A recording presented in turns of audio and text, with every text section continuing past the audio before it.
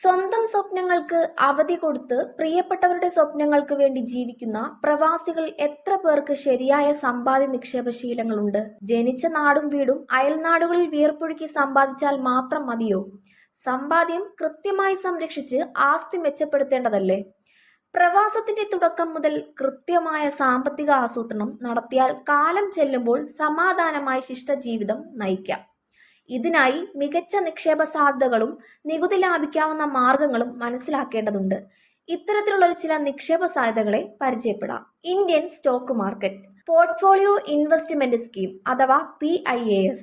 Account വഴി Indian ഓഹരി വിപണിയിൽ വിദേശത്ത് ജോലി ചെയ്യുന്ന ഇന്ത്യക്കാർക്ക് നേരിട്ട് നിക്ഷേപം നടത്താൻ സാധിക്കും. ഓഹരി വിപണിയിലെ നിക്ഷേപത്തിന് പ്രവാസികൾക്ക് ആദ്യം വേണ്ടത് ഡിമാറ്റ് ട്രേഡിംഗ് അക്കൗണ്ടുകളാണ്. പ്രവാസികൾക്ക് ഡിമാറ്റ് അക്കൗണ്ട് തുറക്കുന്നതിന് ഫോറിൻ എക്സ്ചേഞ്ച് മാനേജ്മെന്റ് ആക്ട് നിഷ്കർഷിക്കുന്ന മാർഗനിർദ്ദേശങ്ങൾ പാലിക്കണം.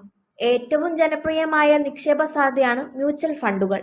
മറ്റ് നിക്ഷേപ സാധ്യതകളെ പരിഗണിക്കുമ്പോൾ കുറഞ്ഞ അപകട സാധ്യതയും മാന്യമായ വരുമാനവും മ്യൂച്വൽ ഫണ്ടുകളിലൂടെ നേടാൻ സാധിക്കും.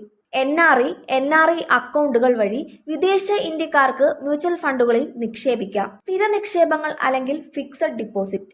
സുരക്ഷിതമായ നിക്ഷേപ സാധ്യതയാണ് പരിഗണിക്കുന്നതെങ്കിൽ നോൺ റെസിഡന്റ് ഓർഡിനറി സ്ഥിര നിക്ഷേപങ്ങളിൽ നിക്ഷേപിക്കാം. NRI സ്ഥിര നിക്ഷേപങ്ങളുടെ ഏറ്റവും കുറഞ്ഞ കാലാവധി 1 വർഷമാണ്. എന്നാൽ NRO സ്ഥിര നിക്ഷേപങ്ങൾക്കുള്ള കുറഞ്ഞ കാലാവധി വെറും 7 ദിവസം മാത്രമാണ്. ബോണ്ടുകൾ, RBA ബോണ്ടുകൾ. റിസർവ് ബാങ്ക് ഓഫ് ഇന്ത്യ നൽകുന്ന ബോണ്ടുകളിൽ നിക്ഷേപിക്കുന്നത് മാന്യമായ റിട്ടേണുകളുള്ള സുരക്ഷിത നിക്ഷേപ സാധ്യതയാണ്. ബാങ്കിലെ സ്ഥിര നിക്ഷേപങ്ങളെക്കാൾ ഉയർന്ന വരുമാനം ലഭിക്കുന്ന മാർഗമാണിത്. കോർപ്പറേറ്റ് ബോണ്ടുകൾ. 1 വർഷത്തിലധികം കാലാവധിയിൽ കമ്പനികൾ നൽകുന്ന ഡെറ്റ് ഉപകരണങ്ങളാണ് കോർപ്പറേറ്റ് ബോണ്ടുകൾ.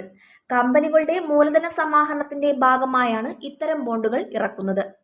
നിക്ഷേപത്തിന് കമ്പനി നൽകുന്ന പലിശയാണ് ഉപയോക്താവിന് ലാഭമായി ലഭിക്കുന്നത്. National pension system.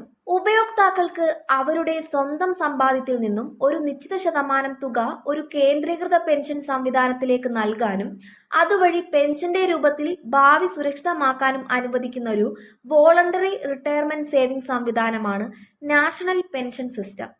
NRIകൾക്ക് NPSൽ നിക്ഷേപം നടത്താം.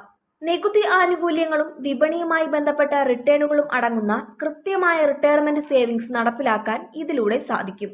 Asset leasing.